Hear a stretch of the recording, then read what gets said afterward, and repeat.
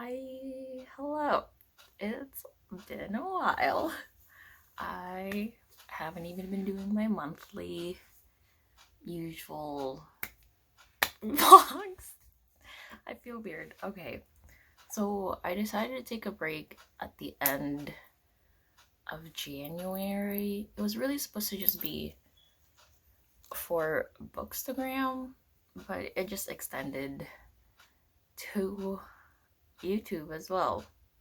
The reason why I left is because the reason why I left sounds so dramatic. It's only been like a month and a half. I just got tired.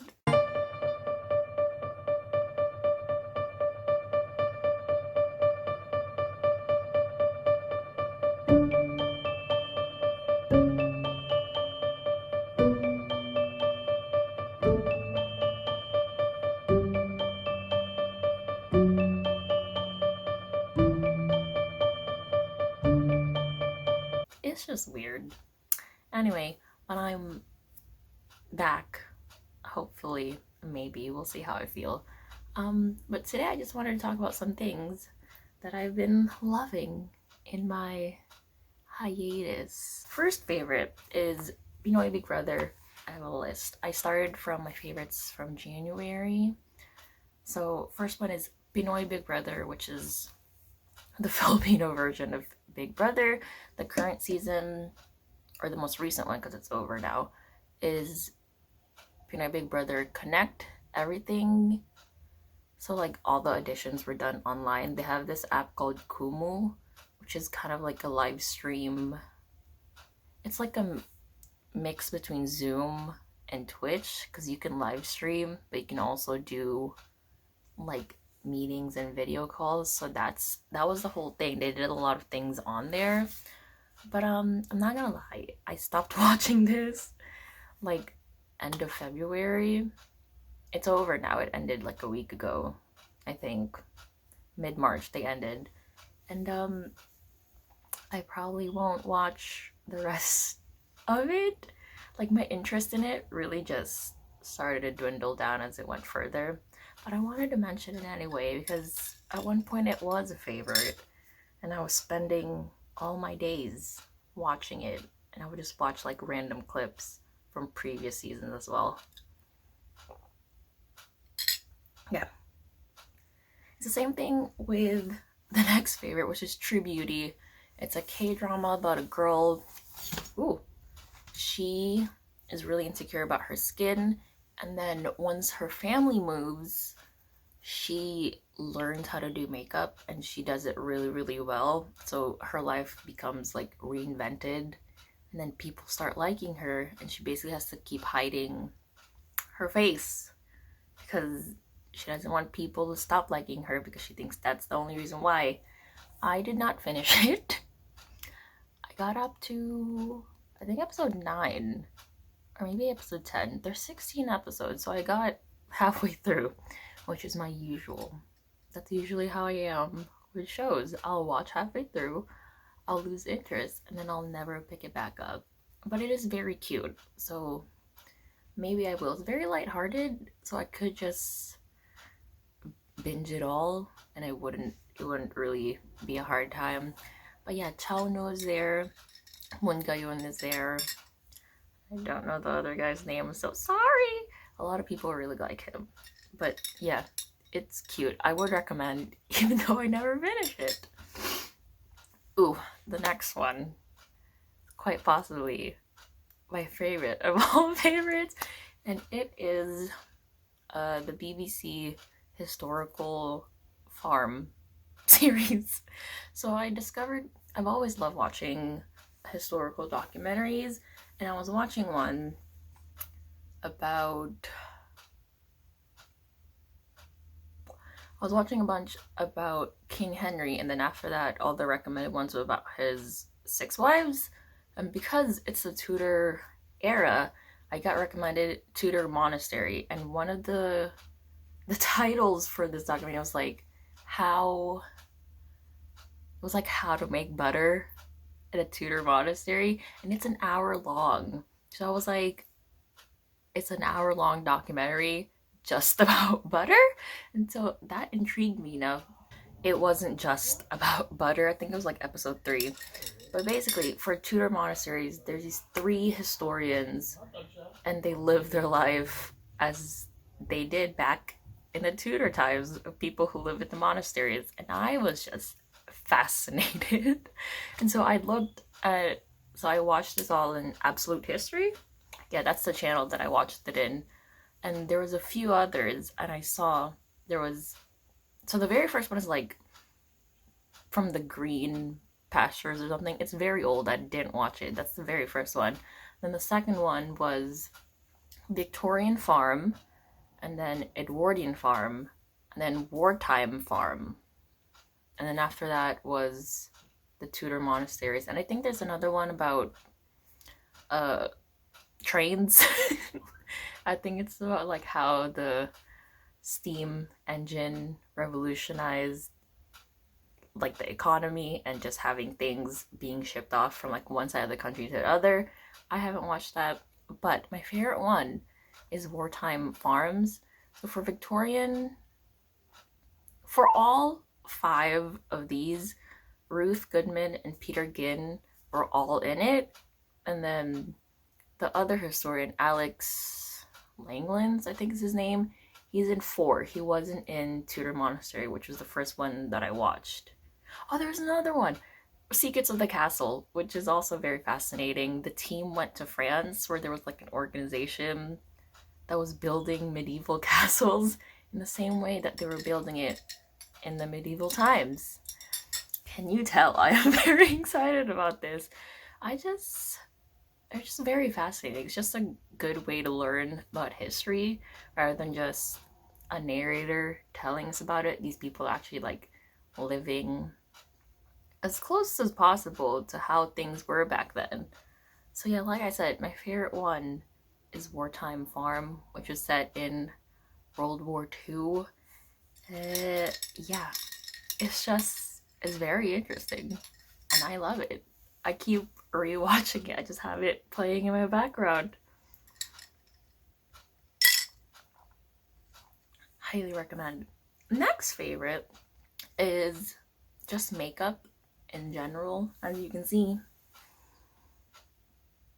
I'm wearing makeup. Was that in focus? No. Sorry, I just got too close to you. In January, I decided to clear out a lot of my makeup because 2020 barely touched them and they were just getting old. So I decided that whatever I had left, I was just gonna use as much as possible because they're just sitting here. I'm still at home, but I'm just gonna use them. I used to do that even before COVID. I would just wear makeup to sit in my room because I like the process of putting on makeup. But yeah, just makeup in general. I've also been watching a lot of makeup, mostly like panning videos. It's very satisfying seeing other people use up their products because I can show you. They're right here. Okay. What are my favorites?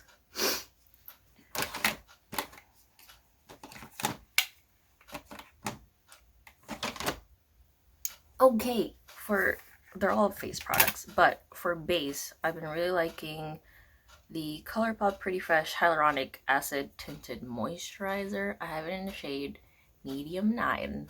It's very good. This is a light coverage. It's tinted moisturizer, so it's a very light coverage, but it's more coverage than you would think would come from a tinted moisturizer. Do you remember,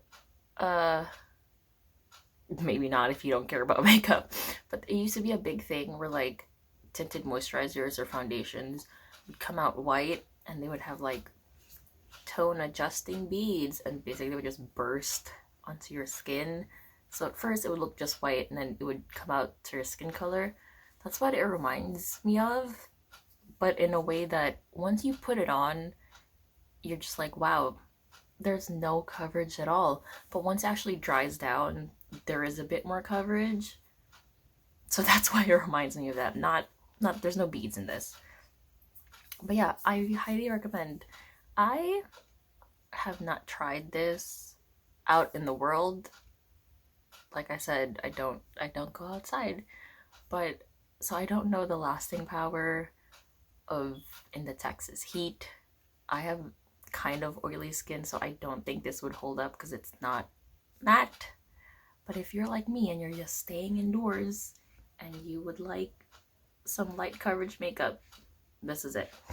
Another one that's kind of similar but more coverage is the e.l.f. Camo CC Cream Color Correcting Full Coverage Natural Finish and Collagen Peptides Niacinamide Broad Spectrum SPF 30 Sunscreen. So this has sunscreen, so that's more than that. Or it's an upside more to the ColourPop one. But this is full coverage. It's like a foundation.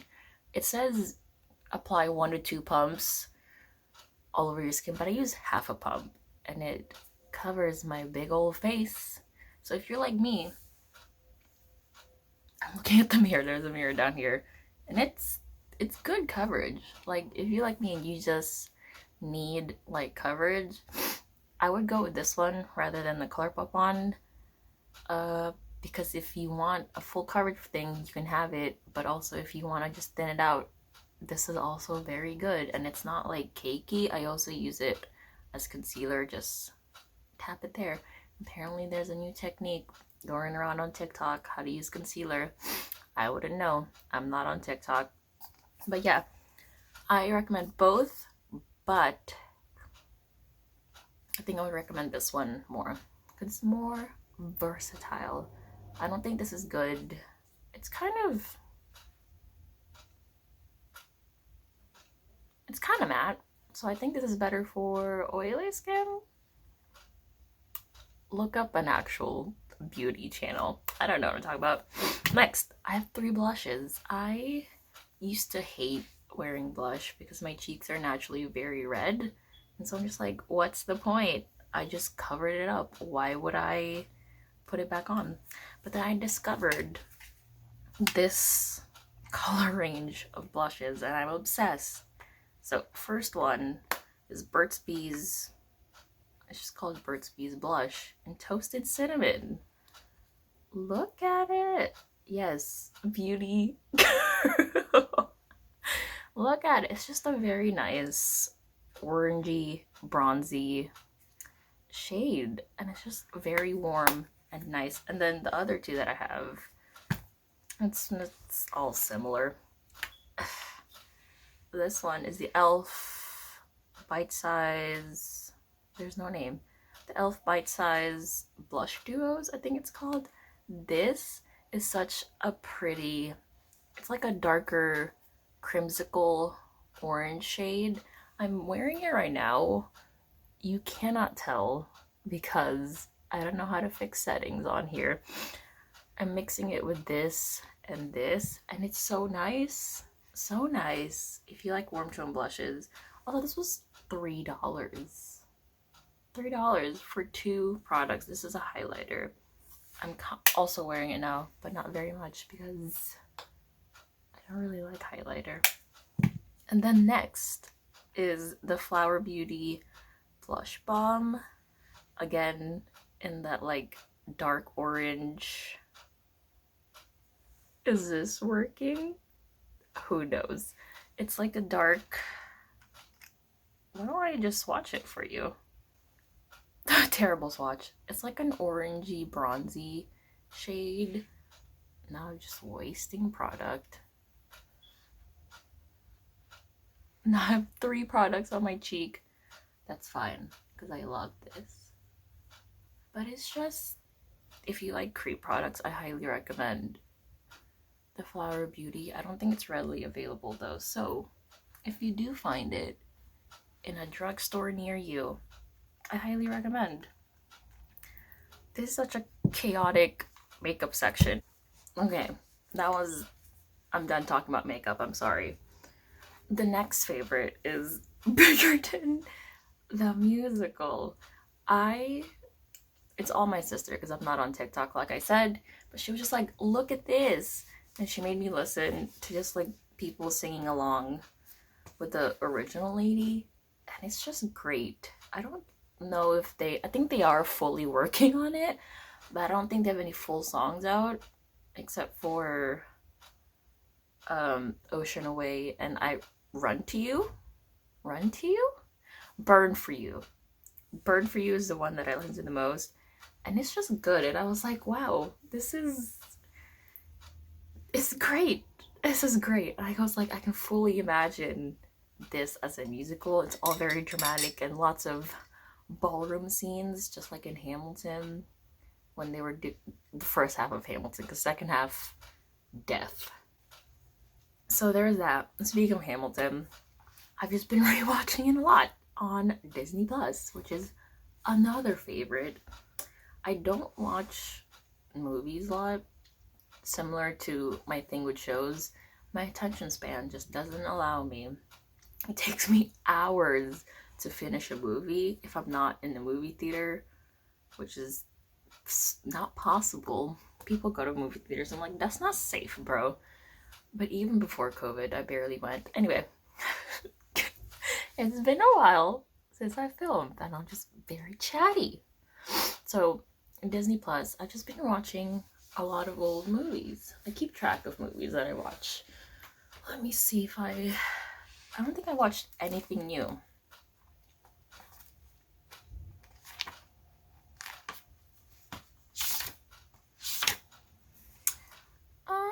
Nope. I watched all 3 of the Narnia movies, all 3 of the Pirates of the Caribbean movies.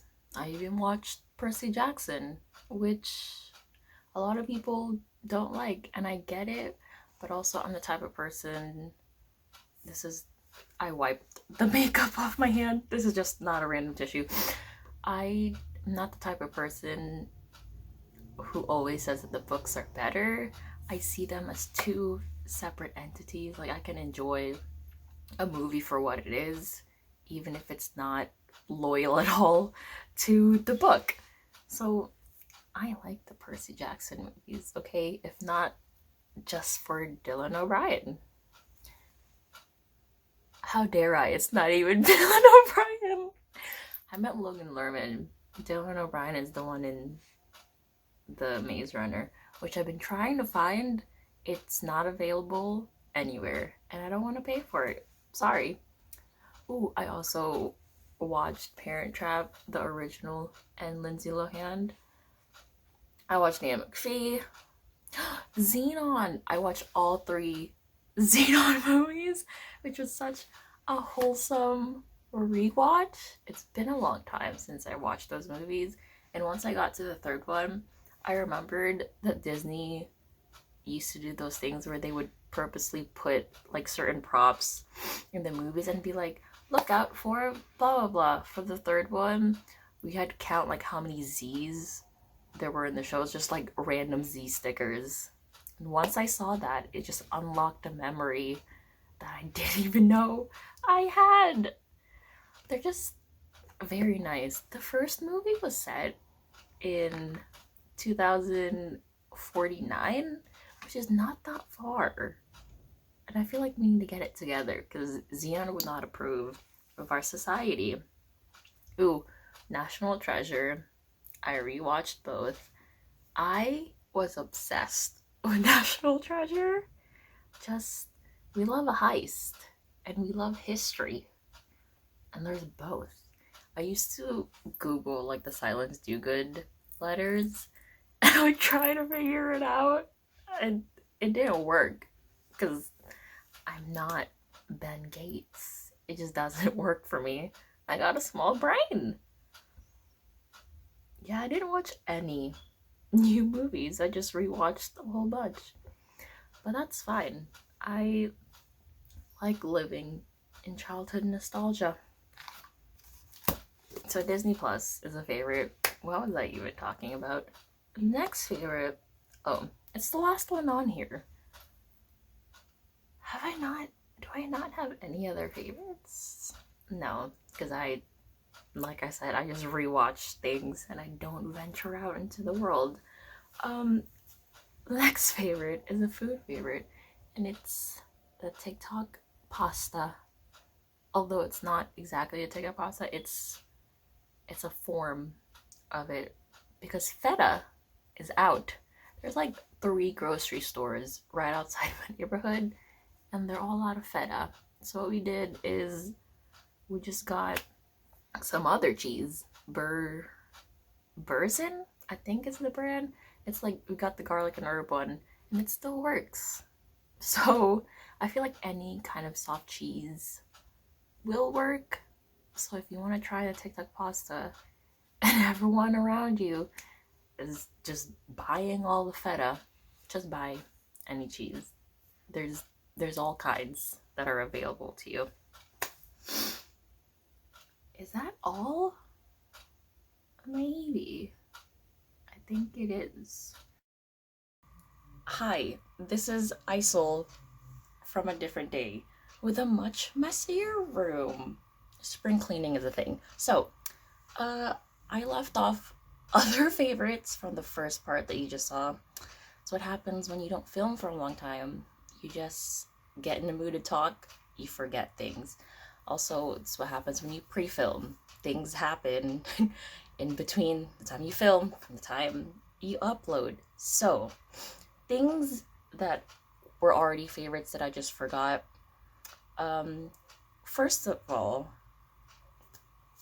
First one is an Instagram account called Watching New York.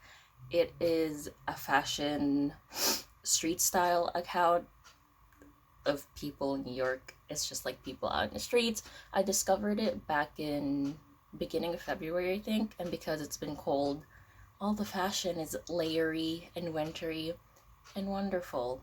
So I really like that account. Completely forgot about it just because it's not something that I'm like actively engaging in. It's just like something that shows up on my feed. So that is a favorite. Another show that I actually completely finished, surprise, surprise, is Out There with Jack Randall. It is an animal docu-series. Is that what you would call? Each episode has a theme. So like the first one, I'm pretty sure he was out looking for like the most venomous snakes in Australia. And then the second one, I think it was the one where he was trying to like become part of a group of kangaroos. I don't know what the name of a herd of kangaroos is called, but it's very interesting. And Jack Randall, his mentor was Steve Irwin, so I feel like he's legit. Also, the way he's very enthusiastic about things reminds me of Steve Irwin. He also has the accent, so if you like National Geographic and animal documentaries, I would recommend that. Another favorite, another show, is The Crown. I'm on season 3, but that's because I started on season 3. The monarchy as a whole has always fascinated me, but I'm more interested in the older, dead monarchs. Not so much the current ones. I am interested, but not really. Like, I don't really care about Prince Charles, but I care very much about Josh O'Connor, who is the actor that plays Prince Charles in The Crown, and he doesn't appear until season 3. So that's why I started in season 3. Maybe I will finish it, who knows. Season 4 is when Princess Diana shows up, so maybe I will also watch that. Okay, I said I would stop talking about makeup, but alas, here we are. Because I don't know if I cut it all off, but I gave you swatches that were terrible, and I don't think I also told you shade names. So let's go over it. But also, I have another favorite that just came into my life literally like a few days after I filmed that first part. So I talked about this, which is the Flower Beauty Blush Balm in Cinnamon, and I bought another shade in Nectar. As you can see, I like these types of shades where I don't like pinks. I like orangey, peachy, more warm toned, bronzy looking ones. And I've prepared swatches for you. Just to recap, I also talked about Burt's Bees blush in Toasted Cinnamon, and then e.l.f. blush duo thing in White Peach. So this is the blush duo. That's the blush, that's the highlighter. You can kind of see it. And then this one is the Burt's Bees Toasted Cinnamon. This is Flower Beauty Blush Balm in Cinnamon. And this one is a Nectar.